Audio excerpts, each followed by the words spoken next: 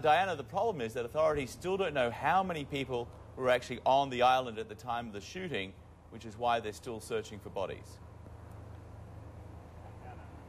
I think they're aware of the number of people who were at the camp, but they still don't know how many people fell victim to the gunman on his rampage.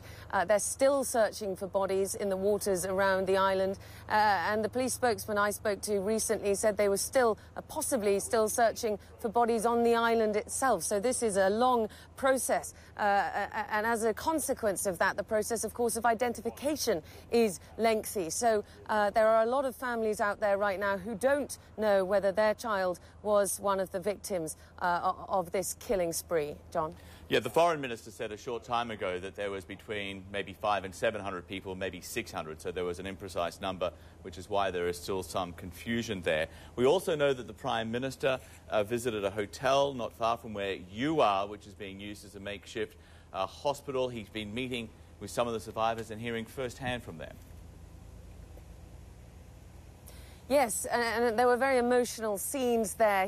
There are many people, families of the victims and some of the people who are on the island themselves. A lot of people crying, a very emotional experience, obviously, for all of them. The Prime Minister, we saw hugging a lot of those families.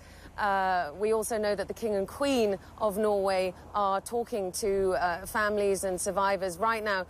And the Prime Minister gave a press conference, also a short press conference to reporters, where he said that the violence was politically motivated. Of course, if you look at the attack first in central Oslo, targeting the government quarter, followed by an attack on the Labour Party, his own party's youth movement party camp, which is a yearly event here in the summer, so an easy target if you're planning to focus on really the future leadership of the country. Let's just have a listen also to what he said about whether or not this would change Norway. I think it's too early to say how this will change the Norwegian society, but I hope that we will be able to maintain some of the most important things we see in the Norwegian society.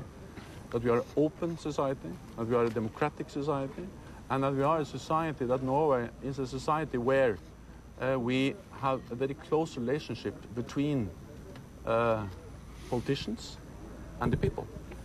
And also that Norway is a country where young people can be active in political youth movements, organizations, without being afraid, where they have the right to have controversial opinions without being afraid, and that we will maintain our ability to be an open and free and democratic society. So at least I will do what I...